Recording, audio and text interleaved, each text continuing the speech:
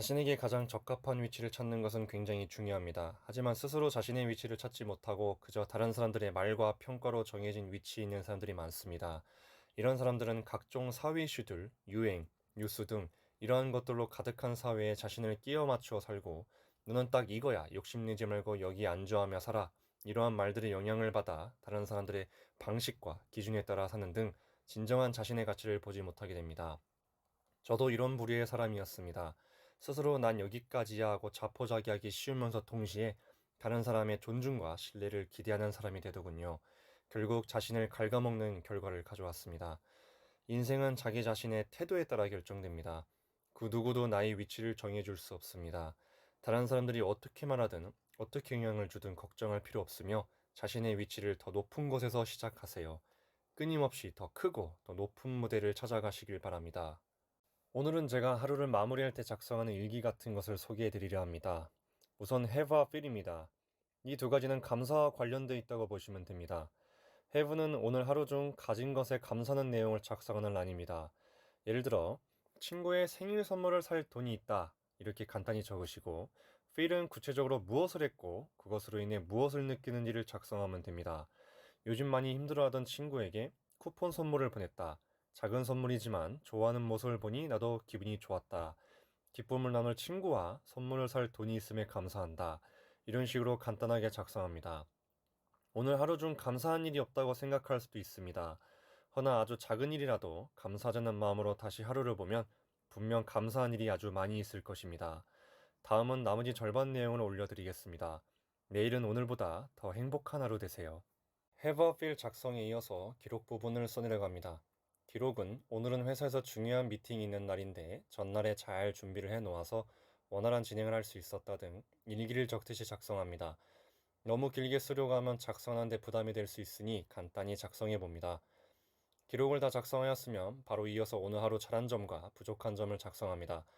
잘한 점, 오늘 미팅을 준비한 대로 잘 진행하였고 굉장히 어려웠지만 포기하지 않았다.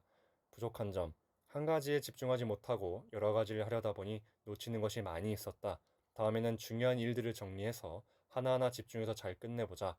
처음에는 어려웠지만 점점 불평보단 감사가 많아지고 내 장점에 더 집중하게 되고 부족한 점을 조금씩 채워나가는 제 자신을 볼 수 있었습니다.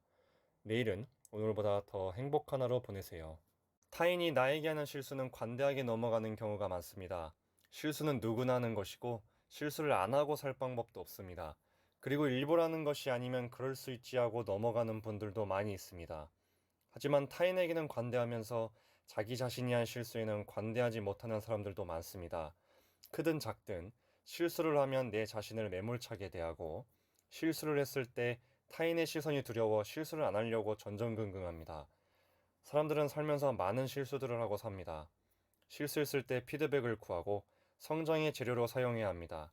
그리고 가장 중요한 것은 타인뿐만 아니라 내 자신에게도 그럴 수 있지 하면서 내 자신을 더 생각하고 나를 더 사랑해야 합니다. 내 자신에게 더 관대해지시기를 바랍니다. 사람은 고쳐 쓰는 것이 아니다라는 말이 있습니다. 한 예시로 전 회사에서 어느 기획실의 팀장을 맡던 중 한 팀원이 회사에 자리 잡지 못하고 힘들어하고 있었습니다. 그래서 여러 가지 일을 시켜보면서 원하는 업무를 찾을 수 있도록 해주었고 회사 생활도 원활하게 할 수 있도록 도움이 필요하면 언제든지 나서서 도와주었습니다.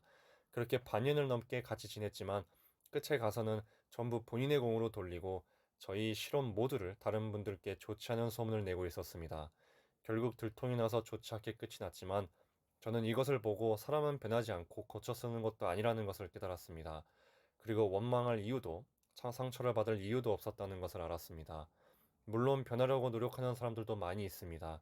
하지만 처음부터 이 사람이 앞으로 바뀌겠구나라는 기대를 하게 되면 상처를 받을 수도 있습니다. 사람을 바꾸려고 하지 마세요. 그렇게 하지 않아도 곁에 남아있는 사람은 남아있습니다. 가장 중요한 것은 내 자신입니다.